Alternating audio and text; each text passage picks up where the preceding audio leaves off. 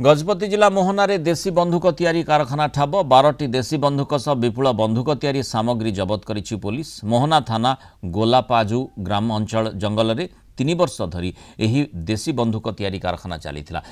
बंधुक तैयारी करुथबा गोलापाजु गाँवर घनश्याम प्रधान को पुलिस गिरफ्त करिछि। सेपरि बंधुक किणुथबा चिहुरी पदर गाँवर हरिश्चंद्र मलिक को मध्य गिरफ्त करा जायछि। अभियुक्त घनश्याम बंधुक तैयारी करी गजपति जिला समेत गंजाम कंधमाल और रायगड़ार विभिन्न अंचल बिक्री करुथबा गजपति एसपी सूचना दैछन्ति।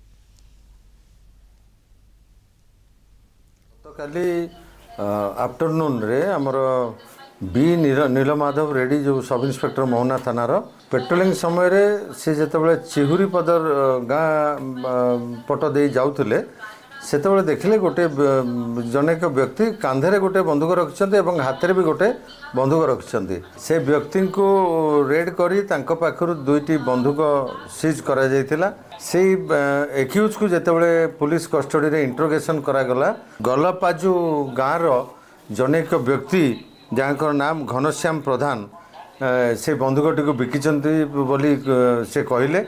गलापाजु गाँव में जेतबेले पहुँचले से घनश्याम प्रधान को से माने पाइथिले। तार निकटस्थ गोटे छोट पहाड़ उपरे निजे गोटे कर्मशाला कला भलिया से करिसंती।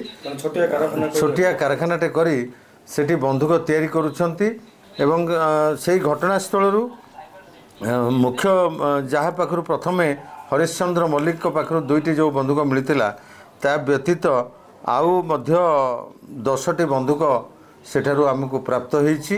बंधुक तैयारी पाई जेते प्रकार उपकरण रही जेते प्रकार सामग्री रही से सबको मध्य पुलिस जबत करथिले।